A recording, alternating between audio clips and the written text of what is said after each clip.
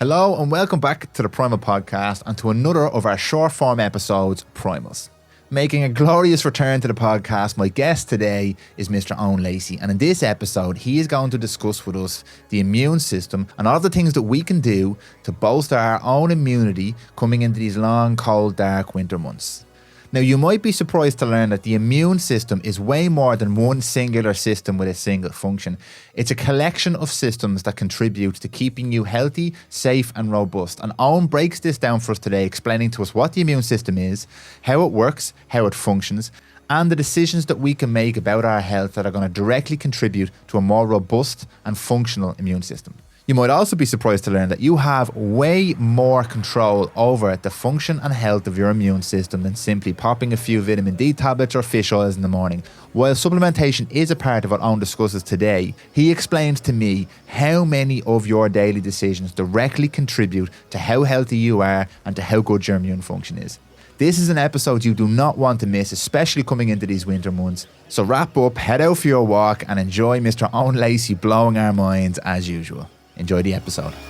Welcome to our shared journey to find the answers to questions about health, wellness, nutrition, performance, life and success, and to craft the most resilient, hardy and happy humans you've ever seen. Welcome to the Prymal podcast.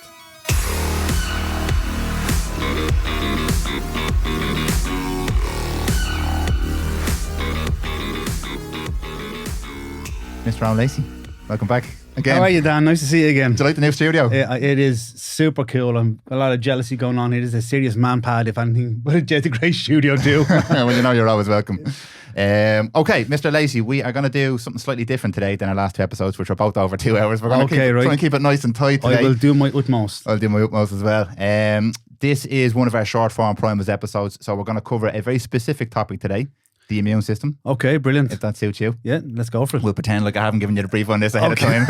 Okay. And you're just fresh and raw. But the goal behind this for me is really, number one, to try and explain to people as concisely as possible what exactly the immune system is. Because I read this for you now, I'm going to read it for the listeners. A network of biological processes that protects an organism from diseases. I think there's a conception there that the immune system is this one thing, but it's actually a collection of systems. 100%, yeah. So maybe you could give us just a little bit of an outline on your take on what the immune system is and how it works. Well, for me, normally when you do someone's blood, you see the white blood cell count and you hear all fancy words like macrophages and eosinophils, and these are all like immune soldiers. So our body has a multitude of soldiers or cells in our body to defend against foreign invaders, if you want for a better word. So for example, I like to use an analogy when it comes to the airport.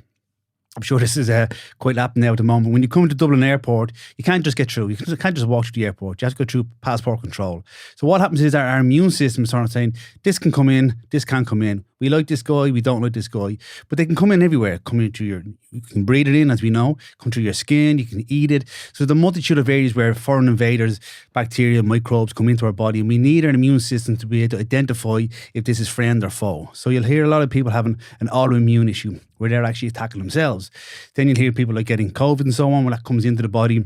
And then it attacks our body. So we need a multitude of cells all over our body, from our skin, from our lungs, from our gut, from our eyes. Like we have bacteria in our eyes, our nose, our mouth, our ear canal to combat bacteria coming in. So the immune system is multi-diverse and it goes far beyond just one system, one police force prevented against infection. It's a lot of systems in the body, a lot of processes are involved in it, and it can be helped or it can be hindered quite easily. And hopefully today we give the listeners some sort of takeaways. They can actually improve their immune system straight away. And it doesn't necessarily involve taking a vitamin C or a vitamin D pill, because that's not going to help all the facets of the immune system.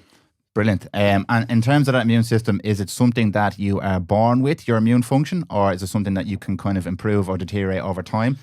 And I know the answer to this, so I'm going to ask you to elaborate on maybe lifestyle factors. What effect do lifestyle factors have on your immune system? Yeah, so your immune system, you'll get a lot of it from your genetics. You get a lot of your immune system or your raw material from your mother and your father. So if you've got a suppressed immune system running in the family, or you've got genetic propensity to a certain disease, like an autoimmune issue, that can be, from your mother and father. But then there's lifestyle. So as you say in the epigenetic world, the environment load the gun, the genes load the gun, but the environment pulled the trigger. So if you have a bad lifestyle, if you're not sleeping, if you're dehydrated, if you're not digesting your protein correctly, that's going to cause problems. And one of my big thing is, I used to slag bodybuilders off, and I don't slag them off, but my thing is, if I said protein to all the listeners and to yourself today, what's the two things you think of when you think about protein? Muscle. Yeah, growth and repair. I like the muscles. Yeah. So that's not what it does. So yes, the protein will help growth and repair. But the first two things it does is, one, nearly all your immune soldiers are protein soldiers. Immunoglobulin A, immunoglobulin G, immunoglobulin E, they're all immune soldiers. So if you're on a protein deficient diet, you have less soldiers to be able to do your job. Next of all, protein is heavily involved in detoxification, the removal of toxins from the body. And that could be toxins that build up, and they could be toxins from the outside or inside of the body. We have two types of toxins: exotoxins that are brought in from the outside, and endotoxins, which are waste products from our own, turnover our own cells. So we need that protein to get rid of cells that are not doing the job, i.e. cancer cells and so on. So it's not just for growth and repair, which everyone thinks of, getting big biceps. It's one, boost your immune system; two, detoxify the body, and then growth and repair thereafter. And you mentioned gut in when you were listening now, kind of immune. It's kind of it's been a buzzword over the last maybe 5 or 6 years as well with the gut. But how important is the gut? What role does that play in the immune system? It's huge. And the reason being is they say that at least 70% of your immune system is around your gut. So when it comes to gut health and its impact on the immune system, we have our own central nervous system has a part called the enteric nervous system, which regulates the neural capacity around the gut, and it differentiates between good friend or foe coming in. So we want our gut to be permeable. That's how we absorb food. But if we have increased permeability, or we're not really ruling out who's coming in, that can cause a big issue to the gut, particularly because we're going to get, with water, with food, we can have microbes and bacteria in there, and that comes into the body. Then once it comes past the barrier, then our immune system gets highly alert because we want to get rid of it. And that's when we have a lot of inflammation, a lot of swelling. And again, we were talking about this before we turned on. Nearly 70 to 80% of people with gut issues will have secondary impact on brain function, cognition, decision making, immune system. It's not all stays in the gut. Just because you don't get the runs or you don't get constipated doesn't mean that the food you're eating isn't impacting other cells and other mechanisms in the body. Okay. So you mentioned something really important there, which is inflammation. I think inflammation, again, is something that people constantly talk about nowadays in terms of disease and stuff like that. But when it comes to the immune system, my understanding would be the more inflammation you have from your lifestyle in terms of food you're eating, lack of sleep, high stress, all that kind of stuff, you're constantly activating and overloading that immune system.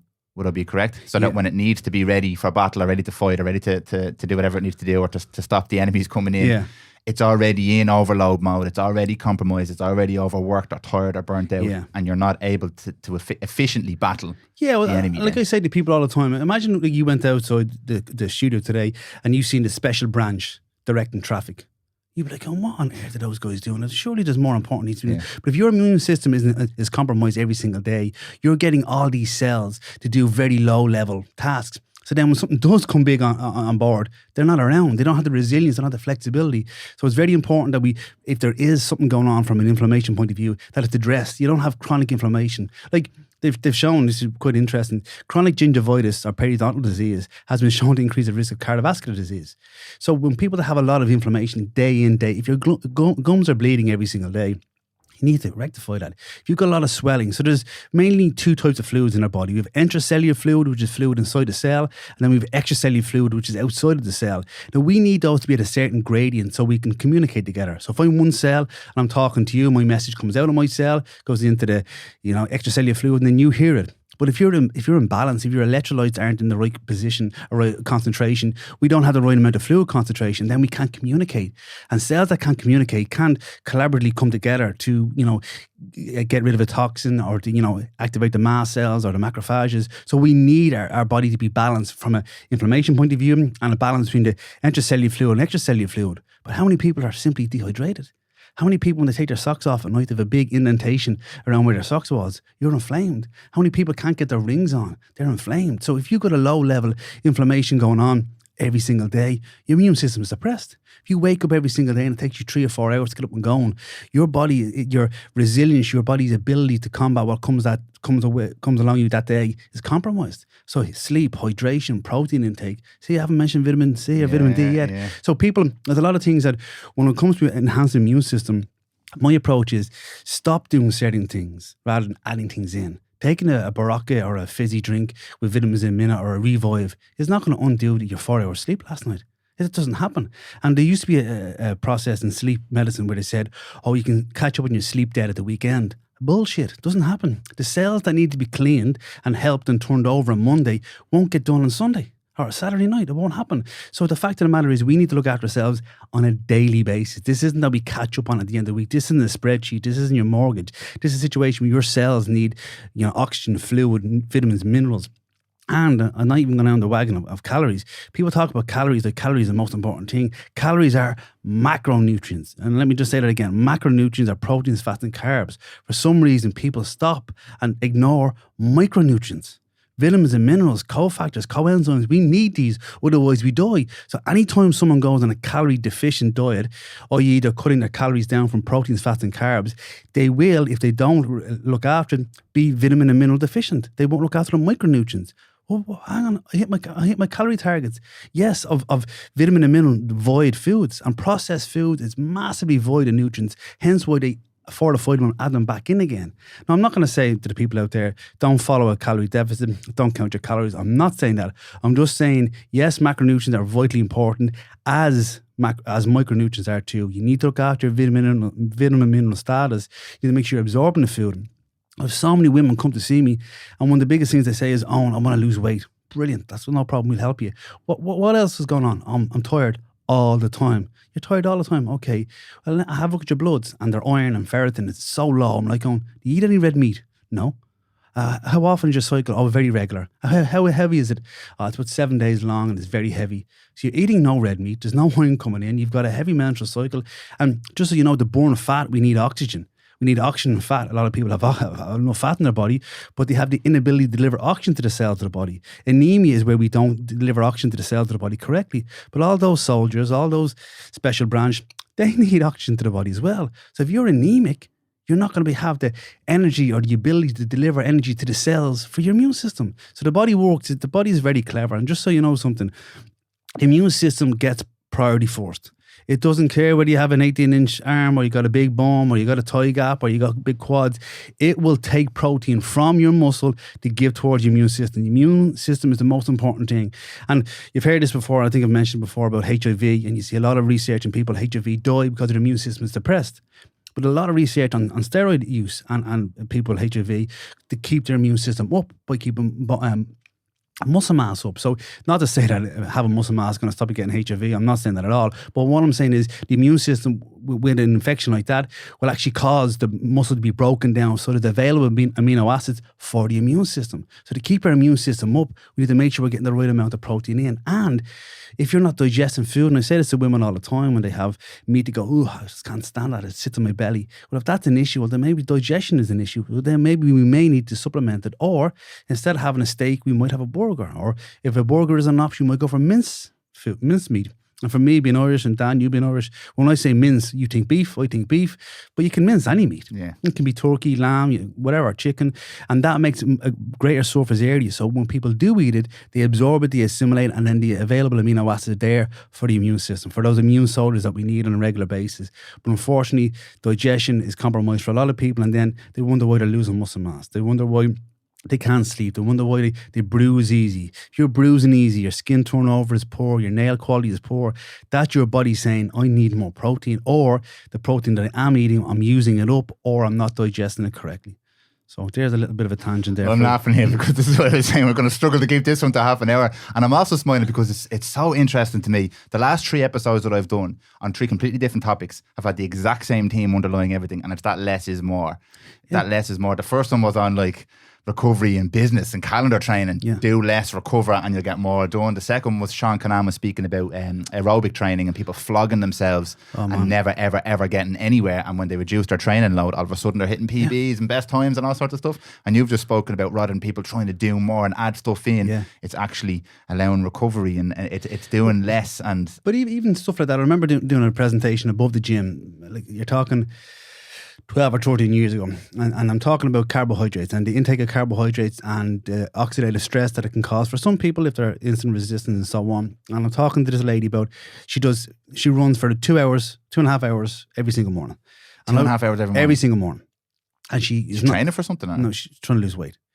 And what I try to explain to is that when you train your cardiovascular system and your muscular system, that's where the blood flow goes. So when you start any long-term aerobic exercise, or any exercise for that matter, the majority of blood flow goes away from the digestive system. So let's say you're sitting in the digestive system, you're Dan, the digestive system king, and I'm on the muscle king. Hold on a second. All right, okay. We'll swap that around. But the fact is, when the blood is going to me, it's not going to you. So a lot of people, when actually long-term aerobic exercise has been shown to increase gut permeability because of the lack of blood flow going to that area. Chronic stress elevation or cortisol elevation can, break down the gut linings and increase zonulin and break up the tight junctions of the gut. So it's been shown that people do a lot of aerobic exercise, they increase the susceptibility of increased gut permeability and poor protein digestion. Now, after a workout, I can have food, no problem. It's not going to be an issue. But my digestion system might be going like, Jesus, that's been out running for 90 minutes. Now he's throwing this food in. I don't know what's going on. We need to prepare food. So that's why they say you should smell food and touch food and, be around food before you have it, just throw it into your gob. You can't just go from, high level of exercise and then sitting down, relaxing, and throwing food into your mouth. There needs to be a process.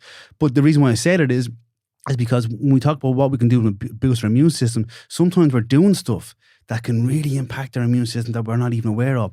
Over-exercising, under-resting, having dehydration, not eating protein at your meals. And there I was chatting to a lady in the gym recently. She's training with Ben, one of our coaches, and she's a vegetarian. So the protein that's coming in is very low. And I looked at her on MyFitnessPal, and every single time she was eating protein, she was having at least 5 times the amount of carbohydrates. So just like 10, 15 grams of protein coming in, like 100 grams of carbs coming in. So again, food combining, where you're getting the protein from, the quality of the protein, if it's a complete protein. I'm not saying to everybody line up lines of feckin' whey protein and start sniffing. No, I'm not saying that. But what I'm saying is protein means of primary importance, first importance. And it's in all real food, bars, some vegetables.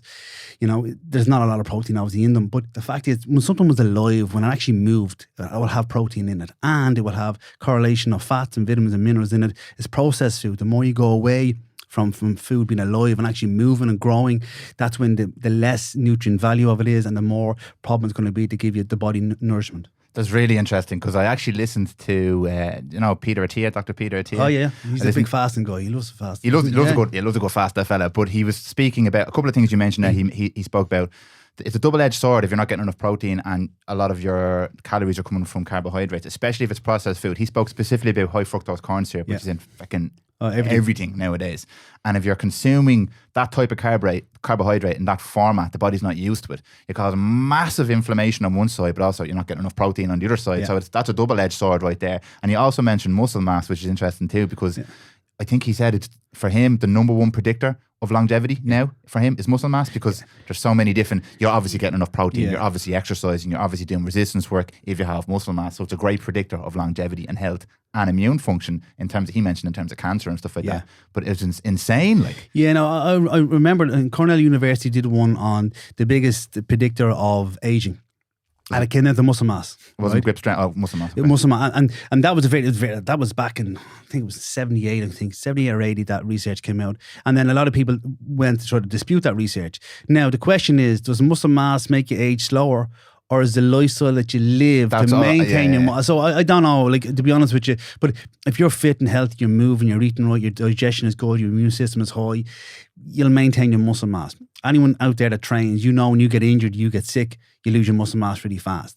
So the fact of the matter is, I'm not going to say that having muscle makes you live longer, because that purely isn't the fact. I know loads of people, and we've seen it, that are quite muscular that pass away from a multitude of things. But if you maintain muscle mass from good lifestyle, good nutrition, good sleep, good environment, maybe. Well, you said it earlier. You kind of had a precursor to this, steroids and stuff like that aside. Yeah. If your body doesn't prioritize building muscle, it will take the protein. So if you have gotten to a state where you have enough muscle mass, you obviously, all your stuff, the immune system's like, we're sound. You take that stuff away, it's excess. You build away with that stuff. Yeah, 100%. So, so the priority isn't there then. So the muscle mass is maintained. It means that there's sufficient amount coming in on a regular basis, and you're ticking all the other boxes from a lifestyle point of view. Yeah, and you said another thing, and I have to go there because you did say... we said 25, 30 minutes. We're only 20, we're 18 minutes in. We loads of time. So calories, you said calories, and I love this because there's so many people out there now, and there's a lot of kind of social signaling around this. The only thing you need to do to lose weight is drop calories. And that's fine, because technically it's correct. If you're in a calorie surplus, you're probably not going to lose weight. However, these are a lot of kind of fitness influencers or fitness people, whatever. They don't take into account that the people that they're explaining this to are never ever going to understand all of the other things they need to do if they drop calories. They're not going to understand how to supplement with micronutrients or even what a micronutrient is. So technically, it's very hard to argue with those people because they're saying something that's categorically right. Drop your calories, you probably lose weight. Yeah. But the people who are listening are people who have no education in anything else. So they just drop the calories and they lose the weight, and then their immune system's compromised. And then they have all the other things that you listed earlier. They're tired, they're sleepy, their menstrual cycles all over the place, their hormones. But this is huge now. And I see people coming on and the puffed up chest. The only thing you need to do is drop calories. Don't listen to anybody who's saying that that's bullshit. But the answer is actually somewhere in the middle. Yeah, there. it is 100%. Yeah. Like Dr. Lane Norton, he's big. Loved by Lane. So he was over in Ireland a few years ago. So I reached out to him and said, we're both involved in the ISSN, it's the International Society of Sports Nutrition. Both involved in it. So I said, look, would you mind coming to the gym to do a presentation? Like I talk all the time, so I wanted to hear from somebody else. So he came to the gym and he did a whole presentation on reverse dieting and calorie manipulation for pre-competition and so on. It was very, very informative, very switched on guy, very extremely knowledgeable, great presenter, strong as hell, man. He trained the gym. I've only started following him again on Instagram. 100%. He's a very nice guy. So I let him do this presentation, and I would never step on anyone's toes or try to put them on the back foot when they do a presentation. I was so thankful he was there. But I just posed the question, well, what if someone had this? And he says, Owen, it depends. I said, okay. But what about this? He said, no, it depends. I said, but what about, he said, Owen, it depends. And I'm going, I see a team going on here. He said, that's the fact. If someone's anemic, it has to change. If someone doesn't sleep well, it has to change. If you go to bed and you get 6 hours sleep and you have X breakfast in the morning of X amount of calories, you'll digest it X way. If you've had 8 hours sleep or 4 hours sleep, it's different. It depends. It depends whether you're 40 or 30. It depends whether you're postmenopausal or premenopausal. It depends if you're menstruating or not. It depends if you're how long you've been on that calorie deficit diet or where you've come from. I hear people giving recommendations, you should be on 1,600 calories a day. Why should I be? Ooh, well, where did you get that from? Oh, from a number equation, because we're all the same. It's a maths equation. Then I ask the same people, where did you get the caloric model from? They burn food, they raise the temperature of water by 1 degree Celsius. Well, I don't know about you, but I'm no machine. We don't eat food in singularity. It's combined. It's where we are from a hormonal status, where we are from a digestive standpoint. So I fully agree that if you're a generalist on the internet and you give out general advice online to general people that are buying your books and what have you, yeah, generally if you cut calories, you'll lose weight. Well, what type of weight? Is it muscle mass? Is it bone mineral density? Is it fluid from intracellular, what is it? So I don't know. So for me, yes, it's important and it's on the wheel, but the person that presents themselves to me in the clinic, I'll base my recommendations off optimizing health for them where they are. Sometimes people overeat. 100% a lot of people overeat and don't even realise it. But in my opinion, when you give people real food that was alive, they tend not to overeat the same way. But when you make them if you make someone more aware of the food they eat, they go, Jesus, I am actually eating more food than I should be. So I think it's a part of the picture. It's not the whole picture. And anyone that says this is the way, they haven't seen enough people. I was chatting to Jay Kane. He's one of the presenters. He has his own college over on Blackrock. He educates coaches and trainers. And he was asking me, like, what would you do to help guys be more successful in the industry?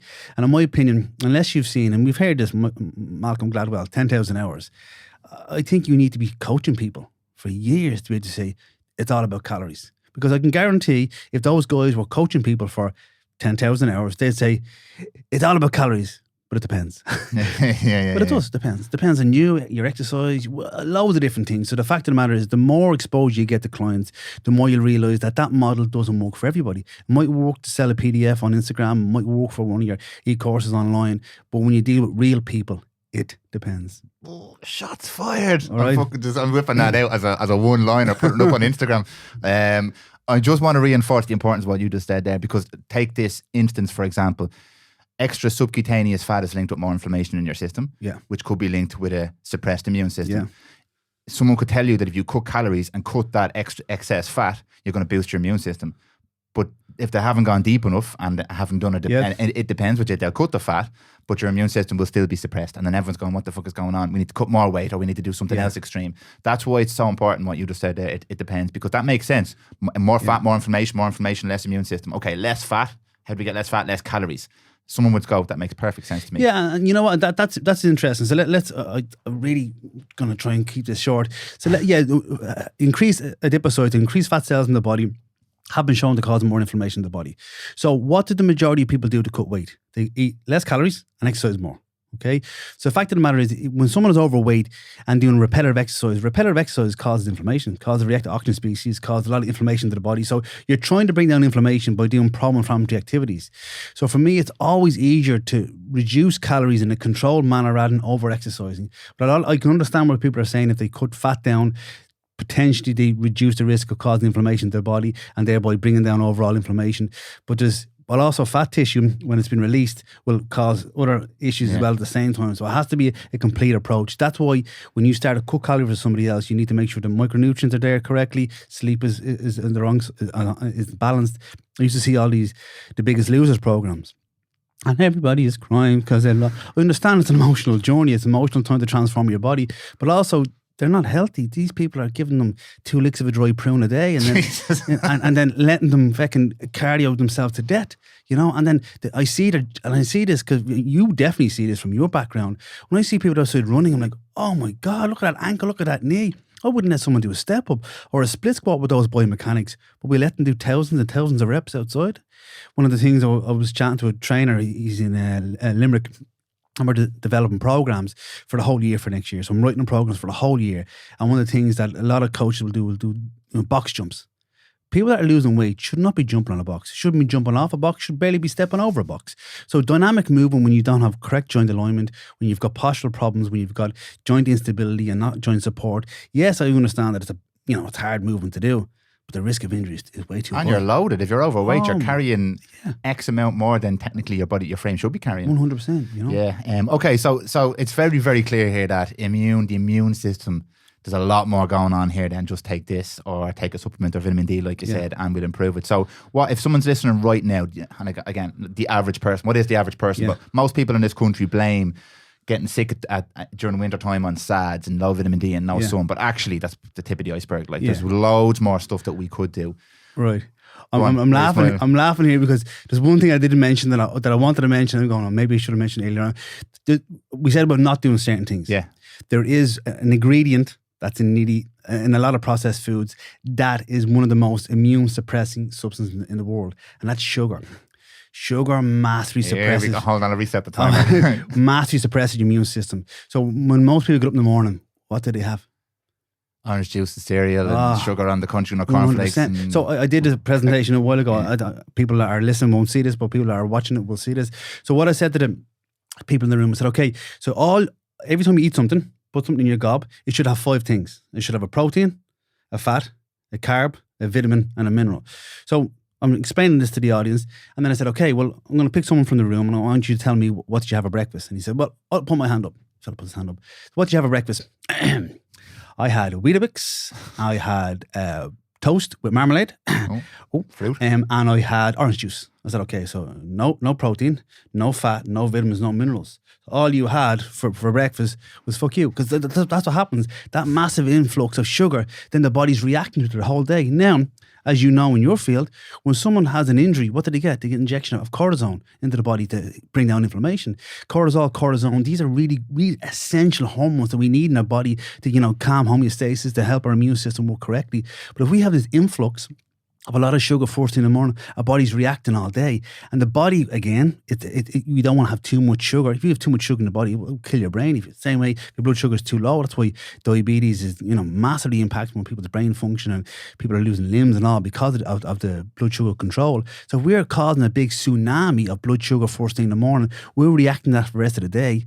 That's our special branch outside looking after fucking traffic when they shouldn't be. They shouldn't, like when you eat a food, it should be nourishing to the body. It shouldn't be stressful to the body. And to the same extent there, and Dr. Serrano says this much better than me, he uses a similar analogy, but let's say you're eating eggs every single morning.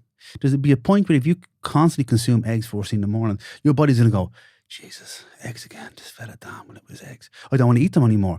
So then sometimes the body can start reacting to these eggs. So now your body's reacting to a really good food. So that's again, so the immune system is being stimulated and being exhausted by eating what would we consider really good food. So then if we're not rotating our foods, although we're eating protein, we're not rotating our foods, our body's getting the same sequence of amino acids. So, for example, the immune system, particularly when it comes to a digestion health point of view and reacting to food, many react to proteins. The body doesn't really react that strongly to fats or to carbohydrate, you will have obviously lactose intolerance and histamine intolerance and so on. But when it comes to food, if you're eating chicken every single day, and I challenge the listeners out there to ask yourself how many different types of meat do you eat, and I'm going to guess the numbers too. Chicken and beef. There we go. Or it might be ham. Ooh. So if you're eating the same sequence of protein all the time, over a while, the immune system may get a bit irritated to that. The digestive system may get a bit irritated to that and then cause a bit of inflammation. And I ask you to maybe rotate your meats a bit more and you'll see inflammation go down quite a lot. So when you say rotation, let's stick with breakfast first. Yeah. What type of foods should you be? I know you said the 5, but what, like, give examples of those foods. Okay. And are we talking like a daily rotation, or every week, or every month? Or so for me, at least for me, a great breakfast would be meat and nuts, and that's from Charles Poliquin. That's not me. I'm not robbing it from him. He's promoted it for years. So some meat in the morning. That could be salmon. That could be chicken. That could be turkey. A handful of nuts. Get some good essential fats in there. Particularly, it's very good for acetylcholine first thing in the morning. Dopamine. So if you have nuts and meat in the morning, that's a brilliant breakfast. Salmon, eggs, great breakfast. Cereals are for losers. I'm joking. How have you not been cancelled yet? Yeah, 2021, man. I say that all the time. But cereal doesn't tick enough boxes for me.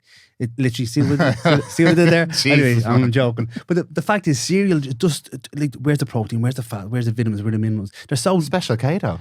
It is special. It's for special losers. But the fact is, it's not, yes, it's low in calories, but it's not full of nutrients. I'd rather someone fast. And just, I'm going to, hopefully I won't go off on a rabbit hole on this one, but fasting is brilliant and can be used very effectively for a lot of people. However, that hormone we talk about, cortisol is vitally important in the morning. So imagine I had €20 in my pocket and that's all I have to spend on cortisol. Cortisol can wake me up, get me going, get me moving. However, if I don't eat, I'm relying on cortisol, I'm relying on glucagon, I'm relying on epinephrine, norepinephrine to bring my blood sugar up again. So if you fast in the morning, why do people use the fasting in the morning as an option? Because it's easy.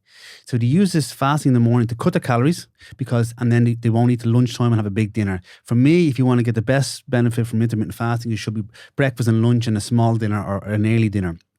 But you're using your cortisol to maintain blood sugar balance and not for other things that it can do in the body. So cortisol is a glucocorticoid. It brings blood sugar up again, helps you to maintain blood sugar so you can function. But whacking in the coffee and fasting in the morning, some people will disagree whether coffee breaks a fast, but we can tackle that a different day. But the fact of the matter is, if you're doing intermittent fasting and not having breakfast in the morning, you're potentially suppressing your immune system because you're not allowing your body to use the hormones for other aspects of what can be done in the body. So if you want to boost your immune system, in my opinion, intermittent fasting isn't ideal an approach. There's other ways of doing it. But again, if you are going to do it, I would finish dinner early rather than skipping breakfast. Yeah. So we're getting into winter time. Yeah. And we're probably going to do every single thing the opposite of you just described there. We're going to have shitty breakfast. We're going to be eating sugar all day long. We're going to be getting less exercise, obviously less light exposure. Yeah. What are some of the things that we should be doing? Because if we probably guess from what you just said, but maybe you can outline first. What should we be doing, especially coming into winter, but in general? Okay. So follow those principles. So in general, I'm trying to keep this very actionable. If you do have a shitty breakfast, so we call it the if-then principle. Yeah. If you've had a shitty breakfast, then you have to go for a 20-minute walk. If you have a lot of sugar in the body's going to have to store it somewhere. So if you're going to liberate it into the body, go for a 20-minute walk afterwards. Don't eat shit food as the first approach. Don't eat crappy food. Ideal breakfast will have protein and fats in it. It can have some carbohydrates as well. Ideally steer away from processed cereals, but if you end up having them, go for a walk afterwards. Next thing is you need to have a protein goal. For me, I like every meal to have some sort of protein in it. It doesn't have to be a massive amount. And even post-workout shakes, I had this debate with a female client that came back to see me last Saturday, that she's having whey protein for breakfast, whey protein in a fulfill bar, whey protein after her dinner because she's not eating enough protein. Whey protein is not a meal replacement. Purely, when I've used whey protein in the past, and I've gone away from using it because so many people have dairy issues, but if you are going to have whey protein, it's purely a post-workout protein. But the majority of protein bars that I see, maybe you're different, you've seen different bars than I've seen, most of them are whey protein and they're treble heated. So the actual absorption of these proteins, that's why when people say, oh, there's 20 grams of protein in that bar. Yeah, but that doesn't mean it's actually, not denatured, not much that you're actually absorbed into the body. So number one, protein and fat at breakfast. If you have a carbohydrate meal, go for a walk afterwards. If you need to consume water. Water consumed at meals will dilute your digestive enzymes. So I suggest the majority of people consume their water in between meals. Then want to make sure that we have protein in every single meal. That could be a small bit of chicken, small bit of turkey at lunch. Maybe have red meat once or twice a week. It'll depend on your iron levels, but at least I like people to have red meat twice a week if they can manage it. Real meat, not processed crap, real meat. Any issue with overconsumption of red meat? Yes, there can be. Obviously, with any food type, there can be an overconsumption. But again, I strongly suggest people get their blood work done at least once, if not twice a year, to see where things are going. If there's a history of hemochromatosis in the family, or unacceptable levels of iron, you may not be able to do that. But if a woman's having a heavy menstrual cycle, or they're having menstrual cycles for that matter, I would recommend red meat come in. Iron tablet or iron supplementation tends to constipate women, so I tend to stay away from that for them. But for me, protein and fat at breakfast, meat and nuts. If they have a cereal, go for a walk. Protein at every single meal, a small amount. It doesn't have to be, we're not bodybuilders here. An egg at lunch will be okay. Then a piece of meat or fish at dinner will be okay. It doesn't have to be a huge amount. And rotation is very important. So we want to make sure we're not eating the same meat all the time. And stop letting your fridge make a decision. People open their fridge going, this is what I'm going to have for dinner. You put the food in there. Go shopping, go to your local shopping centre and buy for breakfast, lunch and dinner 7 days a week. Prepare yourself, because if you don't, you're going to be caught in the hop. But always anticipate what goes wrong. If I don't do this, what am I going to do? If I don't drink enough water, I catch up here. If an option is to have a shitty breakfast or fast, I might suggest people fast. But again, there's always options we can do. Vitamin D has been shown to be very effective. So getting out for that walk in the morning is very beneficial. Vitamin C, super effective, can be very effective for the body. When it comes to micronutrients, for me, I don't go high on any one supplement. I like to go, I say it, low dosage, long time. So you can have a multivitamin every single day will really help. During the winter times with less sun exposure and we're more covered up, I will add more vitamin D in. I do add vitamin C in. For someone like you, it could be magnesium because you sweat a lot. It could be zinc because you had COVID and, we heard about loss of taste and smell and linked to COVID. So I might add zinc in for that person. But just so people know, every day you make a decision to eat or not to eat. Every day you make a decision to exercise or not exercise. Every time you make a decision to be active or inactive, that's impacting on your immune system. So you don't, for some reason, I think people, outsource their health. I'm going to let the doctor look after that. Or when something breaks, I'm going to go to this doctor and he'll look after me. No, be proactive.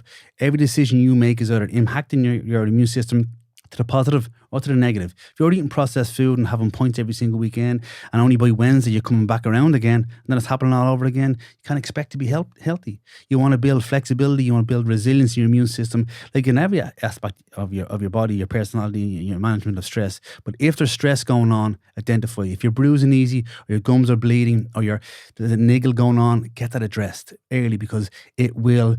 It's like something draining your battery in your phone. Every day your battery's going dead. Why? Because all these apps are opened. If you've got tendonitis, if you've got constipation, if you've got anemia, they're draining your battery. So when something does come along, any infection, the body isn't robust enough and energetic enough to handle it the right way. And just so you know, it's okay to get sick. It's okay to get a flu. It's okay to get these things and bounce back. We've all done that. And the more diverse we get exposed to these things like chicken pox and so on, the better resilience that we have in our immune system. So we want our immune system, you want to upload all the possibilities so when it does come in, we're ready to go. But if you're lack of sleep, dehydrated, protein deficient, micronutrient deficient, insulin all over the place, and you get sick, it's a shit show because your body's like, what's going on here? So take what you can take, control what you control, and when something is out of your control, be confident and be secure in the decisions you've made in your life that your body can handle what comes its way. Didn't even need to ask any questions. Brilliant, right? Brilliant. Just a question. Here's one question: when you do get sick, because we all get sick, yeah. You shouldn't necessarily change anything. If you've been doing everything right, keep doing everything right. You don't need to dump a load more vitamin X or B or 1 or 2 or 3 in. Or I'm not asking you for medical advice here, you know what I mean? But when you do get sick, should you up the ante a little bit in terms of down the ante? As in more rest, more fluids? We know all this, but is this what you should be doing? Yeah, no, fluids are a big thing, but water is dead water. So for me, I like to add a little bit of salt, a small bit of pinch of salt into a litre of water to give it a bit of a charge. I was in hospital recently, had a small operation on my back, and when I came out of the general anesthetic, they came with tea and toast. I'm like going, holy moly. And I took a picture. I was going to post it on Instagram saying, this is what they get.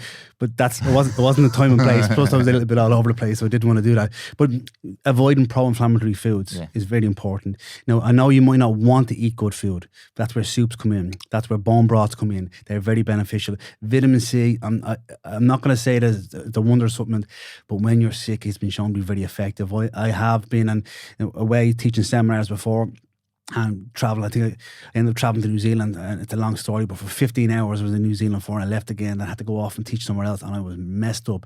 There is some research to show that taking vitamin C on a regular basis when you feel something come on can benefit it, but it's just something that's an ongoing basis. So hydration, avoidance of pro-inflammatory foods, good rest, adding a little bit of electrolyte to your water will help the fluid come in.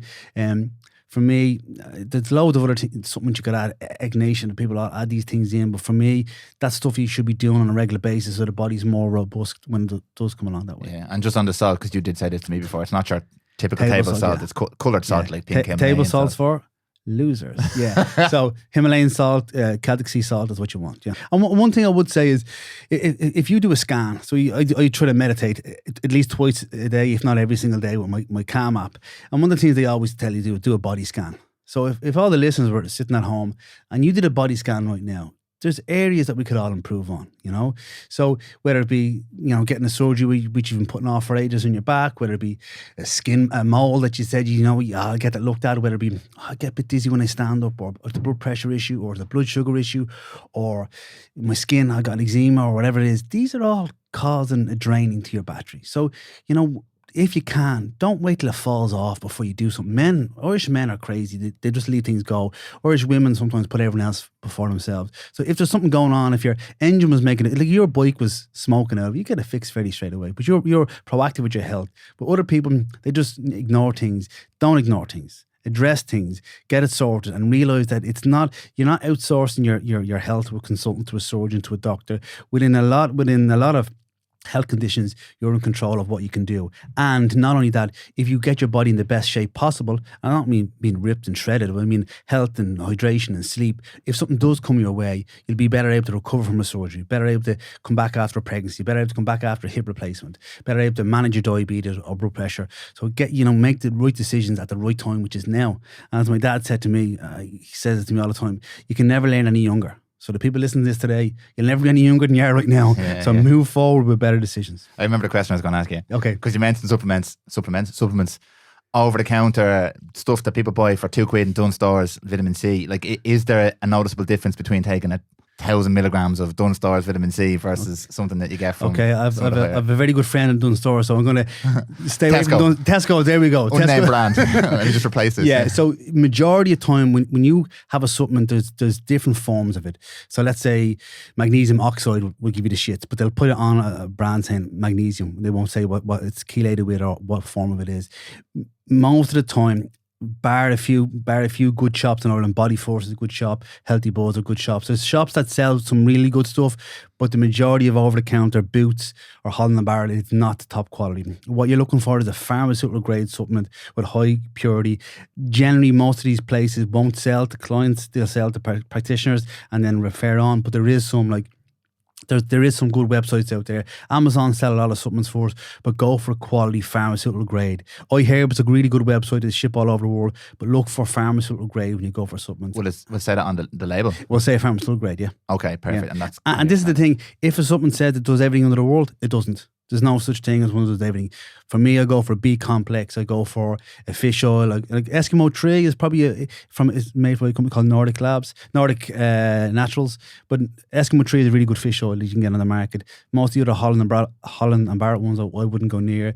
The Centrum ones, the Wellman or Well Woman, I don't rate them, to be honest with you. And the reason why I can say that is I know clients have been taking them 6 months, a year, 2 years. I see their blood work and I don't see a change. So go for a pharmaceutical brand. I can list brand names if you want. Yeah, please do. Yeah, so Torn is a really good one. Now they're involved. They've been around for a very long time.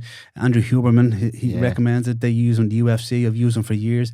Pure Encapsulation, another great brand. Metagenics, another really good brand. Exoimogen, another really good brand. NutriAdvance.ie, they've one, they're really good. And there's a website called pureandnaturals.ie. NutriAdvance.ie, and they sell some really good quality stuff. If a pharmaceutical company or a pharmaceutical grade supplement company has a product, they will list down all the benefits, all the side effects, and all the research. If you get on and just says B vitamin, get you jacked, tell them to feck off. So a lot of these websites, if they're pharmaceutical grade, will have all the backing scientifically to show, to validate what they actually say. Brilliant. Yeah, loads of great recommendations there. But number one, sort out the underlying stuff first, get your lifestyle right, and then number two, and that's what, again, we bang on about this all the time, that's why they call it a supplement. It's to supplement a healthy lifestyle. Like you said, if you're banging pints and burgers at the weekend and then trying to fix it with vitamin D, vitamin C, or multivitamins, you're barking up the wrong tree. 100%. Yeah. And this is the thing, I'm not, like, one of the things I don't like to say is, you should have looked at yourself 3 months ago. Stop that. You know, we are now. Yeah, and I made a joke there recently, and I think, I don't know whether you were involved in this one, the Frozen principles. Oh. So the first movie, the Frozen movie, they say, let it go. Yeah. Right? All the decisions you've made now leading up to where you are now, let it go. You can't change those decisions. You are where you are now. And the second movie says, do the next right thing. So do the next right thing. All the stuff you've done to get fat or unhealthy or bad posture or, bad flexibility, that's okay. It's done now. You can do nothing about that. All you can do now is make the better decision for your lunch, for your dinner, for your sleep, for hydration, moving forward. So people out there thinking, I should have started that when I was 10 or 15 or 20 years of age. No, start now. The body is super resilient. I've got guys, in their 70s deadlifting serious amount of weight. I've got guys improving in all walks of life, from, career changes to mindset and meditation. We're very flexible, but it just requires consistency and doing the next right thing. I love it. Right. And on that note, we're frozen and Elsa. Right. I won't tell you we're 30 minutes because we're not. We're a little bit over 30 minutes. Okay, but Owen, that was absolutely fantastic. And again, I'll just say it again. If anybody wants to reach out to you, can they reach out for information or to have a chat with you? Yeah, for sure. I have an Instagram. I'm now on Instagram. Really? A year now. I'm on a year. Yeah. Deadly. So you're one of the Instagram fitness professionals giving out unsolicited advice now. Well, you'll have to check out the page to see if I do that or not. But yeah, it's Eoin Lacey Education, and then I have a website called Eoin Lacey Education. And if you want to come down by the clinic, the ISI is, we've got one in our town, we've got one in Malahide, we've got one in town. So yeah. Deadly. Where do I find the calorie counter? The calorie counter, that's, you won't know where that is. Fair enough. Oh, thanks a million. As always, really appreciate your time. No problem. Thank you, Dan. I'll chat to you soon. Thanks a million, guys, for listening to this episode of the podcast, and thanks again to Mr. Eoin Lacey. If you want any more information about anything that we spoke about in today's episode, you can throw us a DM on Instagram at PrymalPro, or shoot me an email at dan@prymal.ie. That's PRYMAL.ie. Guys, when it comes to health, the best thing that you can possibly do for yourself is to be proactive. So do go back through this episode, pull out any bits of information that you feel might be relevant to you, and do something right now that improves your health and your immune system. You will thank yourself for it in the days and years to come. Thanks again for listening. Chat to you soon.